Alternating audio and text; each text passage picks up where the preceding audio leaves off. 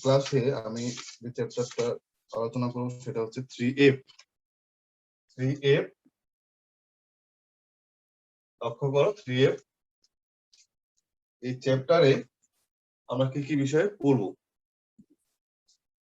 সরলরেখার শেষের দিকে আমরা যে কাজটুকু করব, আজকে পড়ব আমরা দুটি অসমান রেখার মধ্যবর্তী কোণ নির্ণয়। দুটি অসমান রেখার মধ্যবর্তী কোণ নির্ণয়। দুটি অসমান রেখা যদি আমরা এটা y অক্ষ x অক্ষ বিবেচনা করি,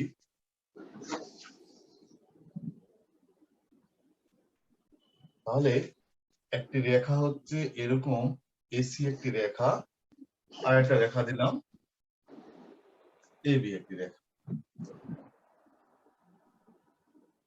AB আর AC রেখা। এবার x অক্ষ y অক্ষ মূল বিন্দু, আর রেখা হচ্ছে AC একটি রেখা আর AB একটি রেখা। এই দুটো রেখার মধ্যবর্তী কোণ নির্ণয় করব। তাহলে আমরা লক্ষ্য করি AC আর AB দুটি রেখা হচ্ছে অসমান্তরাল, তার মানে ছেদ করবে কোথাও, ছেদ করছে কোথায়? A বিন্দুতে।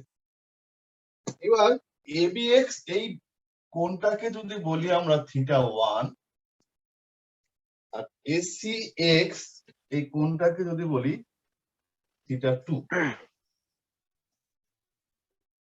ABX হচ্ছে θ1 আর ACX এই কোণটা হচ্ছে θ2। আবার এই রেখা দুইটি x অক্ষের ধনাত্মক দিকের সাথে কোণ উৎপন্ন করে। তাহলে মনে করিয়ে দিচ্ছে যে x অক্ষের দিকে ধনাত্মক দিকের সাথে যদি কোণ উৎপন্ন করে, তার মানে এখানে ঢাল পাওয়া যাবে, মানে রেখার ঢাল পাওয়া যাবে। এবার লক্ষ্য করো যে ABX কোণ হচ্ছে θ1 আর ACX কোণ হচ্ছে θ2। এখানে যদি θ1 টা θ2 থেকে বড় হয়, লক্ষ্য করো θ1 টা বড়, θ2 টা ছোট, তাহলে এই থিটাটা হচ্ছে, হিসাব করে দেখি, এই থিটাটা হচ্ছে θ1 মাইনাস θ2। এটুকু আমাদের মূল বক্তব্য। এই থিটাটা হচ্ছে θ1 থেকে θ2 বাদ দিলে থিটা পাওয়া যায়। তোমরা আরেকটু ভালোভাবে লক্ষ্য করতে পারো, এটা যদি θ1 হয়,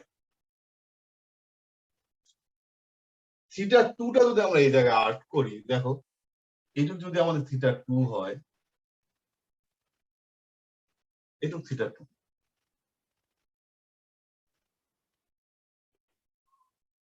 তাহলে এটা থিটা কিনা?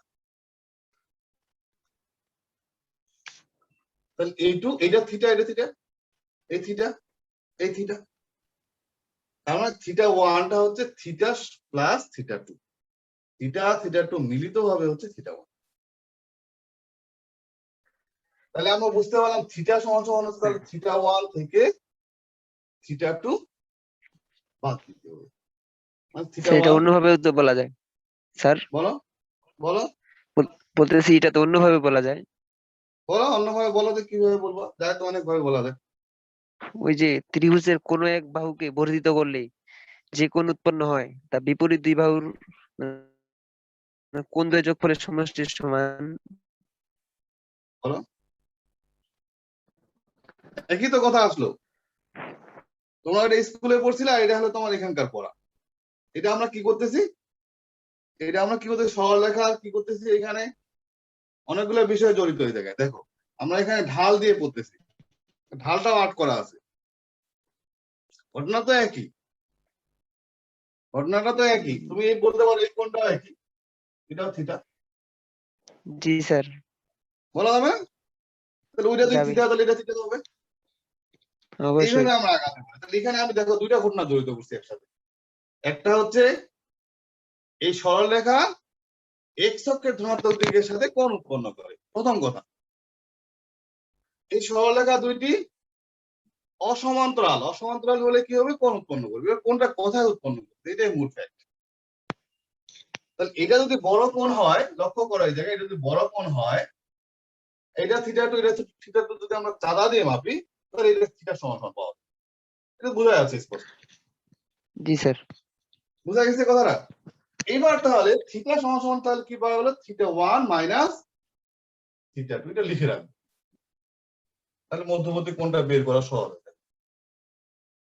এবার আমরা লক্ষ্য করি যে এবি আর এসি রেখার সমীকরণ যদি আমরা নির্ণয় করি, যে ধরি এবি রেখার সমীকরণ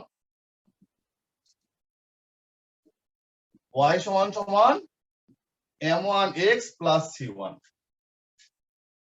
এবি রেখার সমীকরণ হচ্ছে y সমান সমান m1x প্লাস c1। এসি রেখার সমীকরণ ঢাল বিশিষ্ট, যেহেতু y সমান সমান m2x প্লাস c2। তাহলে এখানকার m1 টাকে কি বলা হয়, tan থিটা 1, m2 টাকে কি বলা হয়, tan থিটা 2। কেন? ওই যে x অক্ষের ধনাত্মক দিকের সাথে যে কোণ উৎপন্ন করে, আর ট্যানজেন্ট কে বলা হয় ঢাল। তাহলে এবি রেখার ঢাল কি হচ্ছে, tan থিটা 1। এই থিটা 1 হচ্ছে তার কোণ, ট্যানজেন্ট মানে tan থিটা 1। তাহলে এবি রেখার ঢাল হচ্ছে tan থিটা 1 অর্থাৎ m1। তেমন হবে কি এসি রেখার ঢাল কি হবে, tan থিটা 2। বোঝা গেছে কথা? এবার tan থিটা 1 tan থিটা 2 পাওয়া গেল।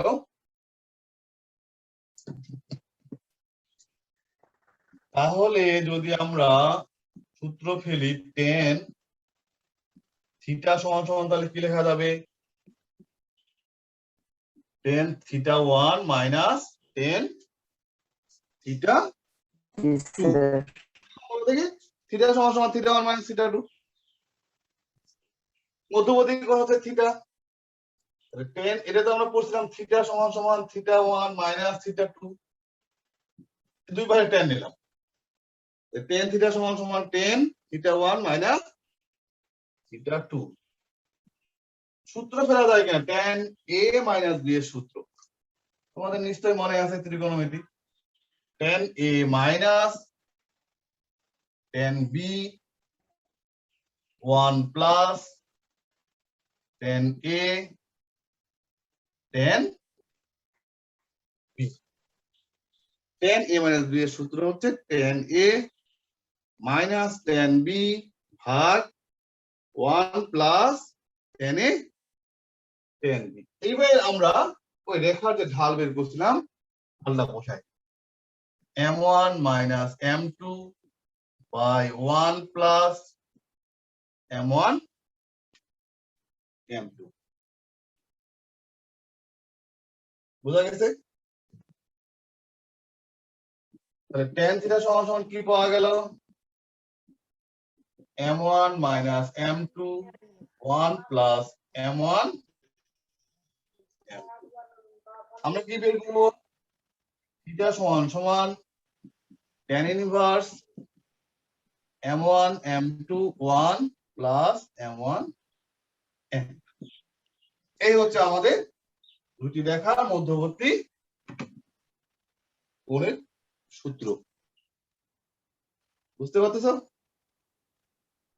থিটা সমান সমান tan আরেকটা ইনভার্স কোণ আছে না, m1 minus m2 by 1 plus m1 m2। এটা কি বোঝা গেছে? এরপরে আমি যাচ্ছি পরের জায়গায়। এটা গেছে। আচ্ছা, তাহলে tan থিটাটাকে আমরা লিখলাম m1 মাইনাস m2 ভাগ 1 প্লাস m1 m2। এটা তুমি যে কথাটা বলতে যাচ্ছ সেটা হচ্ছে সূক্ষ্ম কোণ আর স্থূল কোণের যে হিসাব, কখন সূক্ষ্ম কোণ হবে আর কখন স্থূল কোণ।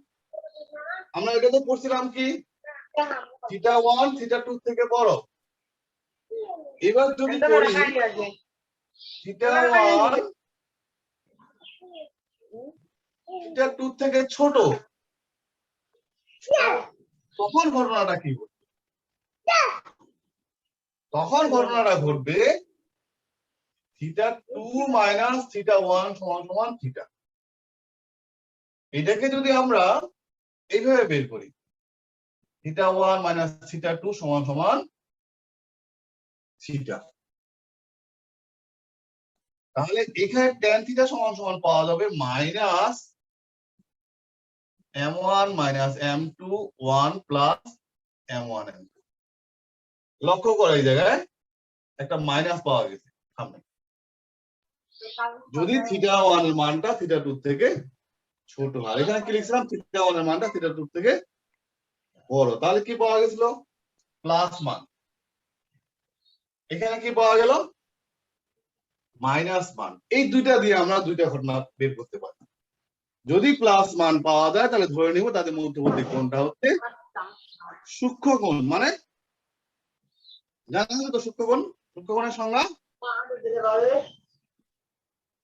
90 ডিগ্রি অপেক্ষা ছোট 90 কোণকে ডিগ্রি সূক্ষ্ম কোণ থেকে বলে। ছোট। যদি এই tan থিটা সমান সমান যদি প্লাস হয়ে যায় m1 মাইনাস m2 ভাগ 1 প্লাস m1 m2, আবার এখানে একটা মাইনাস পাওয়া গেছে, তাহলে এখানে কি পাওয়া যাবে, এই কোণটার নাম হচ্ছে স্থূলকোণ। স্থূলকোণ।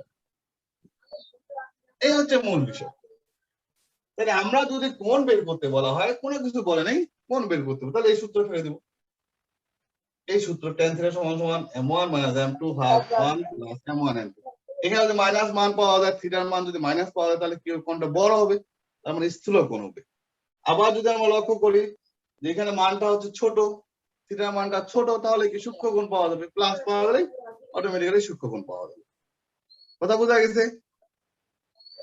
তাহলে আমরা দুইটি সরলরেখার মধ্যবর্তী কোণ নির্ণয়ের সূত্র বললাম, আর পাশাপাশি কি বললাম, এখানে দুটি ঘটনা, যদি প্লাস হয় তাহলে সূক্ষ্মকোণ, আর যদি মাইনাস পাওয়া যায় তাহলে স্থূলকোণ।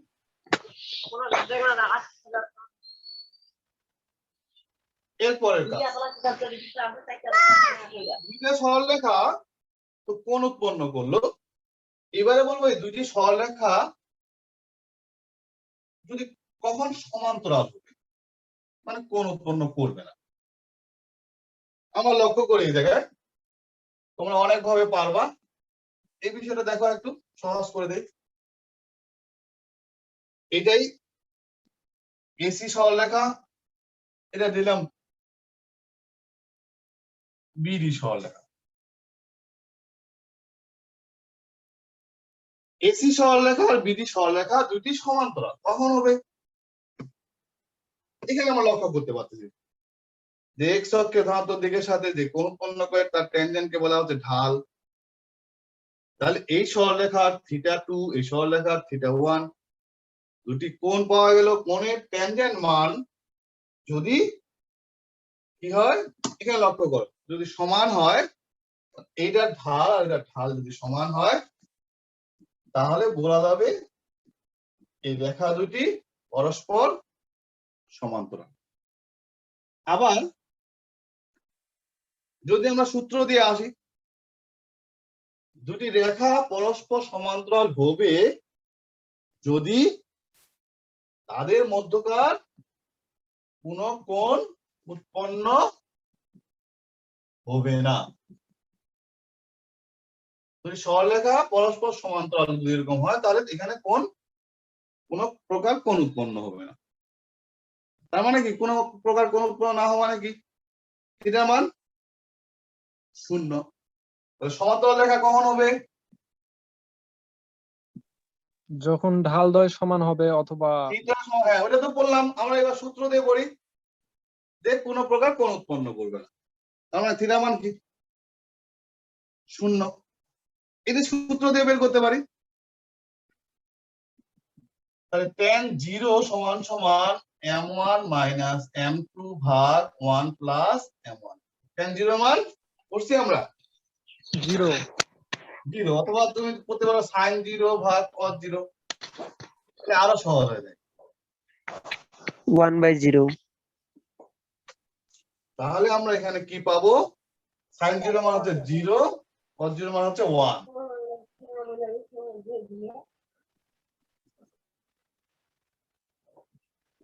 তাহলে বজ্রগুণন দিয়ে দাও, m1 মাইনাস m2 সমান সমান 0, অর্থাৎ m1 সমান সমান তাহলে m2।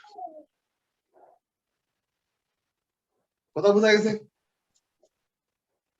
তাহলে দুটি রেখা পরস্পর সমান্তরাল হবে যদি থিটা শূন্য। থিটা শূন্য কোন শর্তে? m1 সমান সমান m2। তার মানে দুটি রেখার ঢাল আছে, ঢাল দিয়ে কি হলো? সমান হয়ে গেল। বোঝা গেছে কথা? তাহলে আমরা একটা মধ্যবর্তী কোণের সূত্র বের করলাম। এবার বললাম যে দুটি রেখা পরস্পর সমান্তরাল হবে, সমান্তরাল হওয়ার শর্ত বের করলাম। শর্তটা কি তাহলে? m1 সমান সমান m2। অন্যভাবে যদি যায় তাহলে কি হলো? থিটার মান 0। দ্বিতীয় কাজ হলো, তৃতীয় কাজে যাই আমরা। দুটি রেখা আবার অক্ষ দিয়ে বিবেচনা করে, দুটি রেখা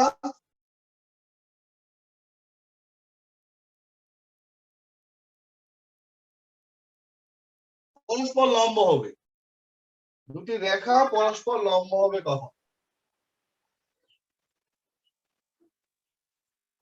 এখান থেকে আসি আমরা।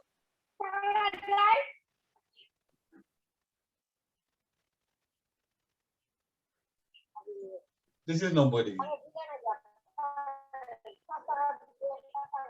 দুটি রেখা পরস্পর লম্ব,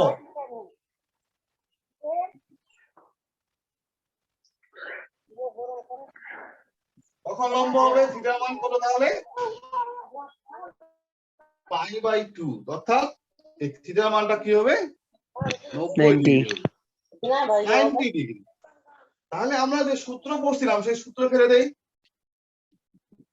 tan π/2 m1 minus m2 1 plus m1 m2। tan π/2 এর মান কি জানি না, জানি কি?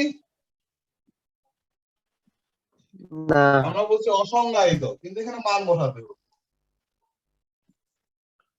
তাহলে সাইন আর কস এর মান হিসাব করে বসাই দেই, দেখি কি পাওয়া যায়। সাইন π/2 এর মান কত? 1। 1 cos π/2 এর মান 0। এবার কোনাকুনি গুণ দাও, 1 plus m1 m2 সমান সমান 0। অর্থাৎ m1 আর m2 এর মান হচ্ছে গুণ করে -1 যদি পাওয়া যায় তখন আমরা বলে দিব যে এই দুটি সরলরেখা পরস্পর লম্বভাবে অবস্থান করে। কথা বোঝা গেছে?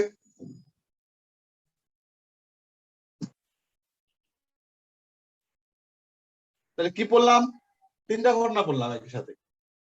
দুটি সরলরেখার মধ্যবর্তী কোণ নির্ণয়ের সূত্র বললাম, দুটি সরলরেখা পরস্পর সমান্তরাল হবে শর্ত বললাম, দুটি সরলরেখা পরস্পর লম্ব হবে এই শর্ত বললাম। এরপরে কাজ,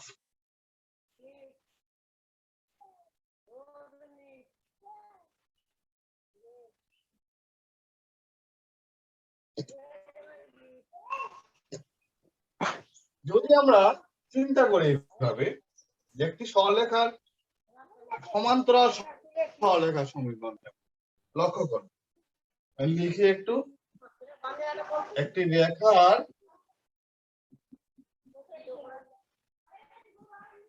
সমান্তরাল রেখার সমীকরণ কি?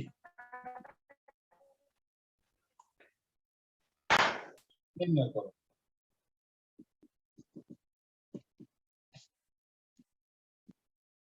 একটা রেখা এরকম একটা রেখা, এর সমান্তরাল আরেকটা রেখা, এর সমীকরণ কি হবে? তাহলে একটা রেখা আমরা বিবেচনা করি, যে কোনো একটা রেখা 2x + 3y + 5। মনে করো এই রেখা 2x plus 3y plus 5।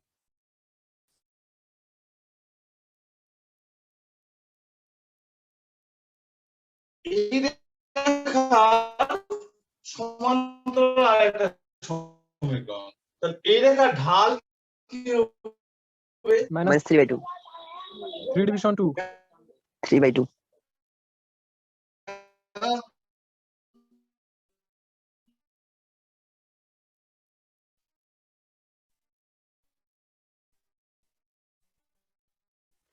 y plus এটা লিখলে এই রেখার ঢাল হচ্ছে -2/3। এখানে এমন একটা এরকম একটা রেখা তৈরি করব যেটা ঢাল কত হবে? -2/3 -2/3। তাহলে এই রেখাটাকে আমরা যদি বের করি -2/3 x প্লাস 3 লিখলাম। y সমান সমান mx প্লাস c। তাহলে কি পাওয়া যাবে বলতো? 3y সমান সমান -2x প্লাস 3। এবার দেখো 2x plus 3y minus 3c।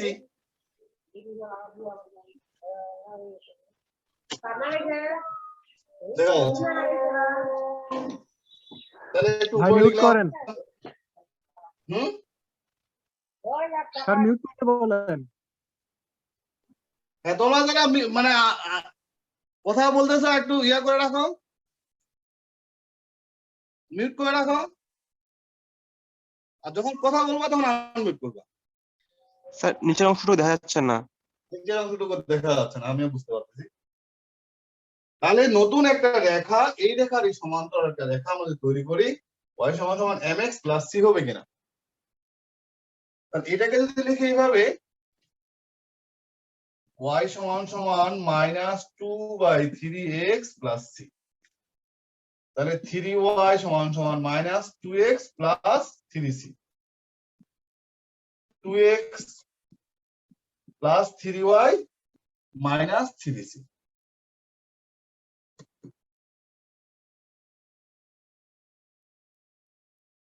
সমান সমান 0। তাহলে এই রেখাটা পাওয়া গেল। এবার 2x প্লাস 3y এটাকে লিখলাম -3c কে লিখলাম কি?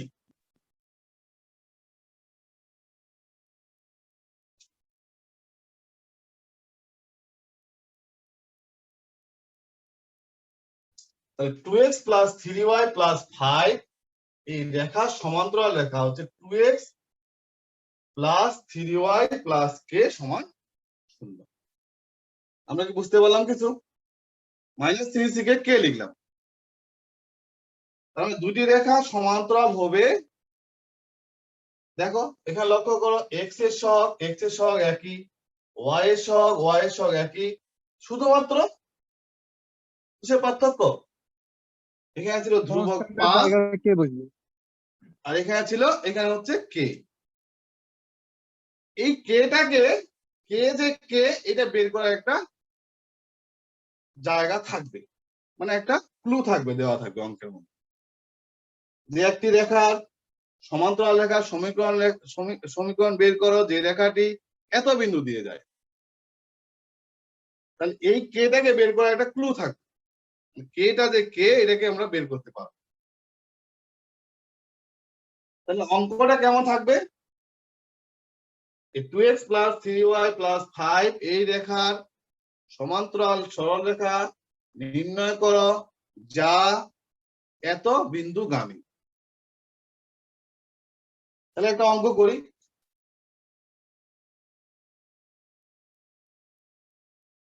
সমান্তরাল সরল রেখার ক্ষেত্রে কি পাওয়া গেল? ঢাল একই মানে কি x এর সহগ আর y এর সহগ একই, শুধুমাত্র ধ্রুবকের পার্থক্য পাওয়া যায়। তাহলে আমি যদি একটা সরল রেখা এরকম লিখি x প্লাস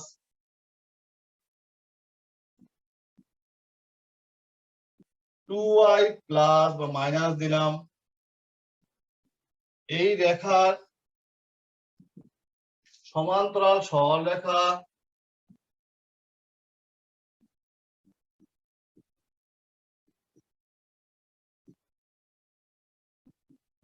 নির্ণয় করো যা -1 4 বিন্দুগামী।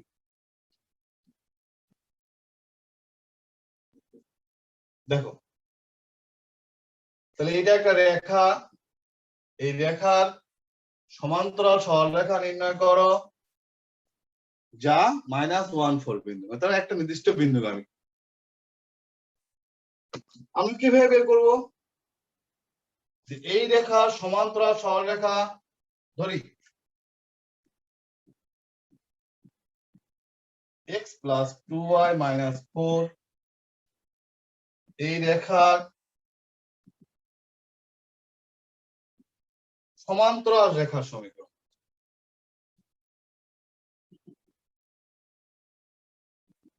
কি ধরবো? x এর সহগ যা আছে x, y এর সহগ 2, 2y, আর কি থাকলো? একটা ধ্রুবক যোগ প্লাস কে। x + 2y + k = শুধুমাত্র কি করলাম? আমরা ধ্রুবকটাকে চেঞ্জ করলাম, একটা অজানা ধ্রুবক দিলাম কি। এই রেখাটি আবার কি হচ্ছে? কেটাকে কে যে কে কে কে এই বের করার জন্যই ক্লু দেওয়া থাকে। এই ক্লুটা কি হচ্ছে? ওই যে -1 রেখাটা আমরা পাচ্ছি সমান্তরাল রেখাটা, সেই রেখাটা -1 4 বিন্দুগামী। বিন্দুগামী। এবার খুঁজো 1 নং রেখা, বলবো কিছু বলো। x + y - 3 = 0 আসবে স্যার। আচ্ছা ঠিক আছে, আসবে, কোনো সমস্যা নেই। -1 4 বিন্দুগামী, তার মানে কি মানটা বসাই দেবো এবার। x এর মান -1 2 × 4 প্লাস কি, তাই কি না? x জি স্যার। -1 2 × 4 প্লাস কে = 0। তার মানে তাহলে k এর মান কত পাওয়া গেল? 8 থেকে 1 গেলে 7 -7। -7। বুঝতে পারতেছো? জি 8 স্যার, এখন কি মান বসে দিলে হবে? 1 +7, তাহলে k + 7 মানে 0, k এর মান হচ্ছে -7। তাহলে নির্ণেয় রেখাটা কি হচ্ছে? x + 2y - 7 x + = 2y 0। - 7 = এই হয়ে গেল। পারা যাবে? যদি পারা যায় তাহলে আমরা পরের কাজে যাই। তাহলে একটি রেখার সমান্তরাল রেখার সমীকরণ পাওয়া গেল, ওই রেখাটা একটা নির্দিষ্ট বিন্দু দিয়ে ভ্রমণ করে, সেটা আমরা পাচ্ছি।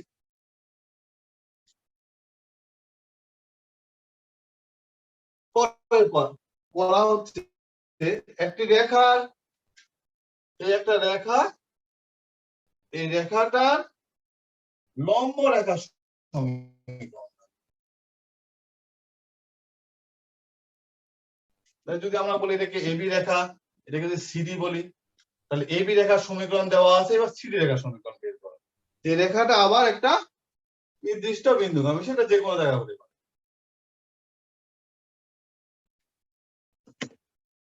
তাহলে একটি রেখার লম্ব রেখার সমীকরণটা কেমন? লম্ব রেখার সূত্র আমরা কি পড়ছিলাম? যে দুইটি রেখার ঢালদ্বয়ের গুণফল -1 হবে। তাই না? লক্ষ্য করো একটু, m1 = হচ্ছে -1/m2। একটি রেখার ঢাল যদি m1 হয়, লম্ব রেখাটা কেমন হবে? ওখানকার ঢালের হিসাবটা হবে -1/m2। এবার আমরা লক্ষ্য করে প্র্যাকটিক্যালি যাই, যে এই রেখাটা এবি রেখার একটা সমীকরণ যদি আমরা লিখি 2x - 3y + 1 = 0। মনে করলাম যে এবি রেখার একটা সমীকরণ হচ্ছে 2x - 3y + 1 = 0। এটা হচ্ছে এবি রেখার সমীকরণ।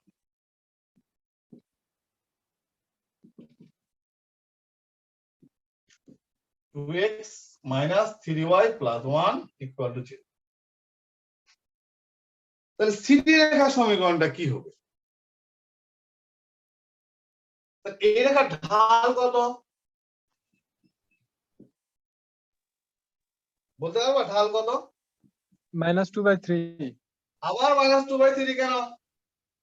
2x minus 3y plus 1 লিখছি দেখো। লোডের হ্যাঁ, বসে স্যার। গেলে কি হবে? তাহলে plus হবে, স্যার। -3 তার মানে কি 2/3, হ্যাঁ, 2/3। তাই না? তাহলে জি, স্যার। 2/3 কে এবার আমরা মাইনাস দিব, আবার উল্টায় দিব। নতুন রেখার ঢাল, তাহলে নতুন রেখার ঢাল কি হবে? এটাকে উল্টায় দিব, মাইনাস দিব, আবার উল্টায় দিব, তার মানে কি -3/2। নতুন রেখা মানে কি? সিডি রেখার ঢাল কি হবে তাহলে? -3/2। কেন বলো তো? এটার গুণফলটা কত? -1। -1। তাহলে কাটাকাটি করলে পাওয়া যায় -1। তাহলে নতুন রেখার ঢালটা কি হচ্ছে বলতো? আমাদের ওই মূল ঢালটা হচ্ছে 2/3। তাহলে এই রেখার লম্ব রেখার ঢাল কি হবে? -3/2। কেন -3/2? এই দুইটার কারণ ওই গুণফলটা হচ্ছে মাইনাস, -1 যেহেতু তারা লম্ব রেখা। পরস্পর লম্ব। বোঝা গেছে? বোঝা গেছে কথা? এবার ঠিক তেমনই ভাবে আমরা তাদের জি, সমীকরণ স্যার। দেখি। এবার আমরা নতুন রেখার সমীকরণ বের করি। নতুন রেখার সমীকরণ হচ্ছে y সমান mx প্লাস c। কি পাওয়া যায় দেখি, লক্ষ্য করি। 2y minus 3x plus 2c। এটাকে আমরা কে লিখি? কখন লিখি দেখা যাক। 3x plus 2y minus 2c।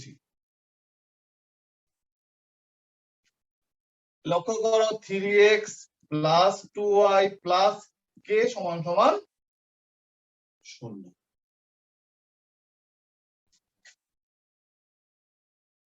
এইবারে জিনিসটা লক্ষ্য করো, যে মূল রেখা যেটা ছিল সেটার সমীকরণটা কেমন ছিল? 2x minus 3y plus 1 equal 0।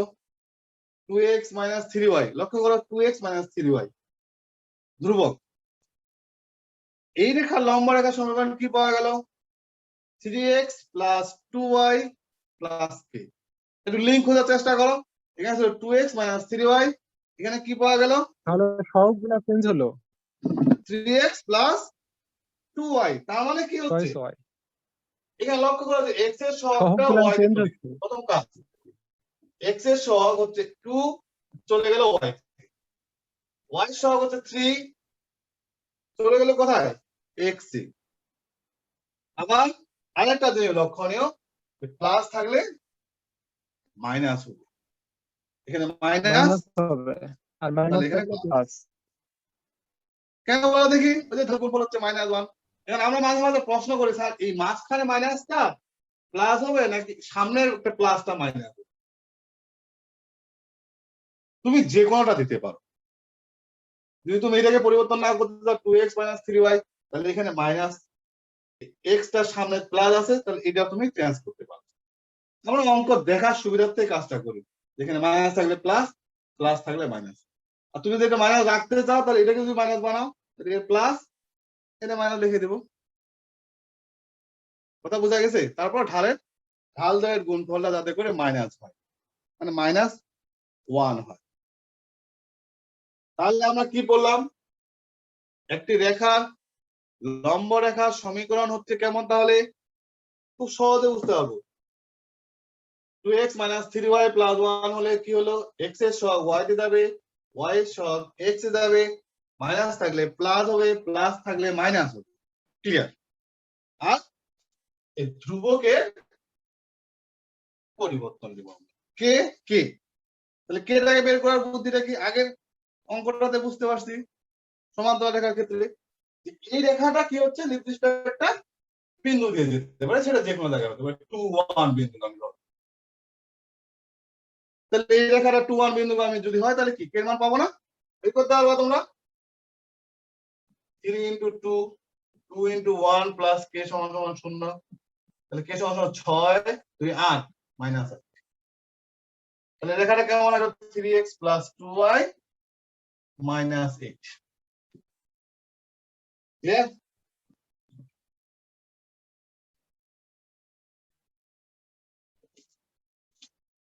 কি বললাম সবার রিভিউ প্রথম থেকে। দুটি সরলরেখার মধ্যবর্তী কোণ নির্ণয়ের সূত্র বললাম। এরপরে কি বললাম? দুটি সরলরেখা পরস্পর সমান্তরাল হওয়ার শর্ত। এরপরে কি বললাম? দুটি সরলরেখা পরস্পর লম্ব হওয়ার শর্ত। লম্ব হওয়ার শর্ত। এরপরে কি বললাম? একটি রেখার সমান্তরাল রেখার সমীকরণ নির্ণয়ের পদ্ধতি। পরেরটা একটি রেখার লম্ব রেখার সমীকরণ নির্ণয়ের পদ্ধতি ছিল। তাহলে মোটামুটি এই চ্যাপ্টারটার নাম হচ্ছে 3F। তোমরা লক্ষ্য করো, বাড়িতে একটু দেখবা, যদি এই বইটা কিনে থাকো। মোটামুটি গ্রুপ 6 পর্যন্ত তুমি অঙ্কগুলি করতে পারবে। আজকে সময়ের স্বল্পতা, সময় প্রায় তোমাদের শেষের দিকে। তোমরা ক্লাসে রেগুলার যদি উপস্থিত হও তাহলে হয়তো বিষয়গুলো সহজে একটু কন্টিনিউ লাগবে।